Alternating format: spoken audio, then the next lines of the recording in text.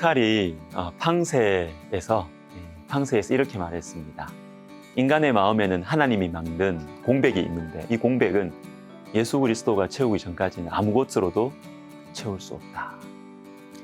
우리 마음의 공백 때문에 탐심이 생기죠. 근데 여러분, 이 공백은 예수님만이 채우실 수 있습니다. 다른 것으로 채우려고 하면 더 자극적인 것, 더 맛있는 것, 더 화려한 것을 계속 찾아 나서게 되는 것입니다.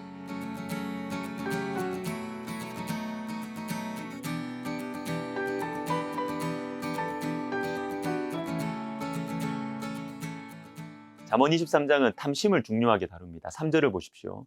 그의 맛있는 음식을 탐하지 말라. 음식을 탐하지 말라고 하십니다. 그것도 음식에 약한 사람은 더 조심하라고 하십니다. 2절에 네가 만일 음식을 탐하는 자이거든 내 목에 칼을 둘 것이니라. 모든 것이 탐심의 대상이 될 수 있습니다, 여러분. 음란함과 도박 같은 객관적으로 악한 것만이 아니라 음식, 명예, 사람, 운동, 모든 것이 탐심의 대상이 될 수 있어요. 특별히 내가 좋아하는 것, 탐심의 이 대상 때문에 큰 실수를 할 가능성이 많습니다. 조심해야 됩니다. 자, 10절은 탐심에 대한 말씀을 하시다가 갑자기 옛 지계석에 대해서 말씀하십니다. 옛 지계석을 옮기지 말며 고아들의 밭을 침범하지 말지어다. 하나님께서 각 지파 각 가정에게 나누어 주신 땅, 이 땅의 경계를 표시하는 것이 지계석 또는 경계표라고 성경에서 말합니다. 이것은 빼앗으면 안 돼요. 신명기 19장 14절에 보시면 내 하나님 여호와께서 내게 주어 차지하게 하시는 땅, 곧 내 소유가 된 기업의 땅에서 조상이 정한 내 이웃의 경계표를 옮기지 말지니라. 자, 왜 그렇게 하셨을까요? 극심한 가난에 빠지지 않도록. 아무리 가난해도 땅이 있으면 농사를 지을 수 있으니까요. 땅은 옮기지 말라는 것이죠. 빼앗지 말라는 것입니다. 잠언 23장에서 하나님께서는 옛 지계석을 옮기지 말라, 그리고 고아들의 밭을 침범하지 말라고 하십니다. 네가 아무리 욕심이 많고 탐심이 많아도 다른 사람의 지계석을, 경계표를 옮기면 안 된다. 불쌍한 고아들의 밭을 빼앗으면 안 된다는 것입니다. 여러분, 탐심에는 한계가 있습니다. 물론 사람에 따라 탐심이 상대적으로 많을 수 있어요. 지기 싫어하고 뭘 해도 이기려고 하는 기질을 가지고 있는 사람들이 있어요. 좋습니다. 그런데 한계를 지켜야 돼요. 한계. 지켜야 할 한계가 뭐냐? 바로 하나님께서 정해주신 옛 지계석입니다. 만약 이것을 침범하면 어떤 일이 일어나는가? 이어지는 11절을 보십시오. 대적.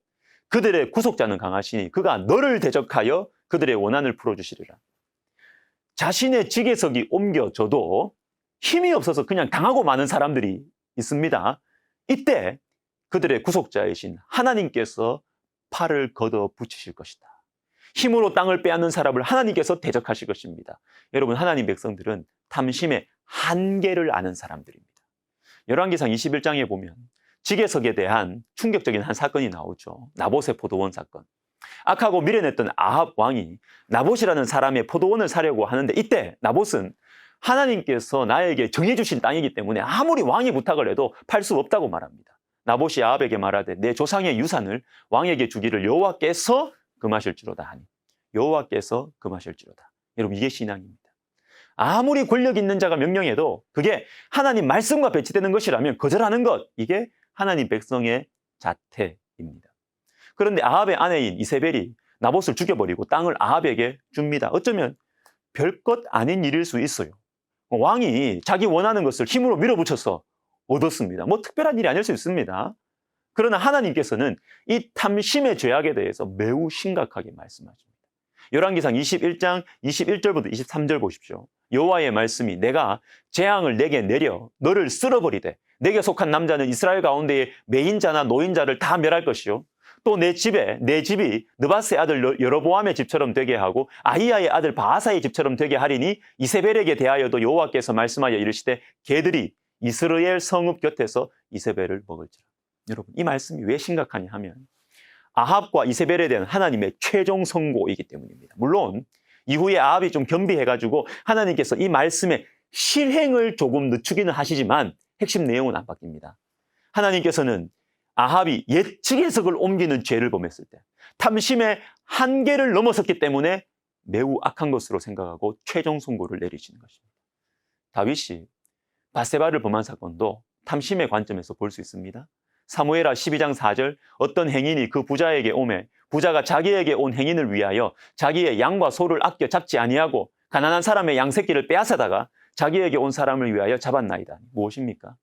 가진 게 많은 부자인 다윗이 작은 암양새끼 한 마리밖에 없었던 가나안 우리아이에서 그 암양을 밧세바를 빼앗아 버렸다는 것입니다. 여러분, 밧세바 사건은 음란함에 관한 사건이기도 하지만 그 근본은 탐심이에요. 탐심. 말씀의 한계를 넘어서 버리는 탐심입니다. 여러분, 말씀의 한계를 넘어선다는 것이 무엇을 의미할까요?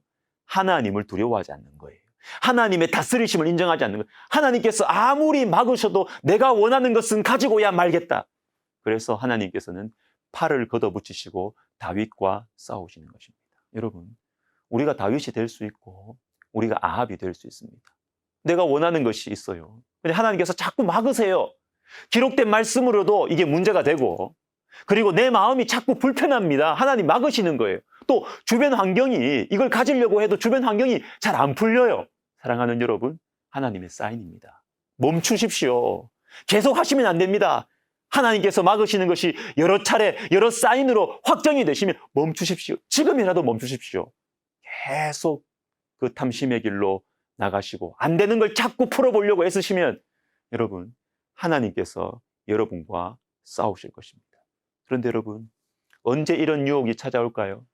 어떻게 감히 하나님과 맞서면서도, 하나님과 싸우면서도 내가 원하는 것을 차지해도 된다, 차지하고 싶다는 생각이 들까요? 그건 내가 힘이 있을 때입니다. 내가 높은 자리에 있을 때입니다. 다윗을 보십시오. 광야에서 사울에게 쫓길 때 밧세바 사건 일어나지 않았어요. 사울도 죽었고 이스라엘과 유다의 통일 왕국의 왕이 되었을 때, 왕권이 견고해졌을 때 말씀의 한계를 넘어서는 탐심을 실행에 옮기는 것입니다. 아합과 이세벨도 마찬가지입니다. 사랑하는 여러분, 힘 있을 때 위험합니다. 하나님의 말씀의 한계 안에 있는 것이 지혜로운 것입니다. 기도하겠습니다. 하나님 아버지, 우리 안에 탐심이 있습니다. 그리고 지금도 탐심으로 억지로 내가 원하는 것을 가지려고 하는 마음이 있습니다. 하나님 막으실 때 겸손하게 내려놓게 해주셔서 하나님 말씀의 한계 속에 살아가는 지혜로운 인생 되게 하여 주옵소서. 예수님의 이름으로 기도드립니다. 아멘.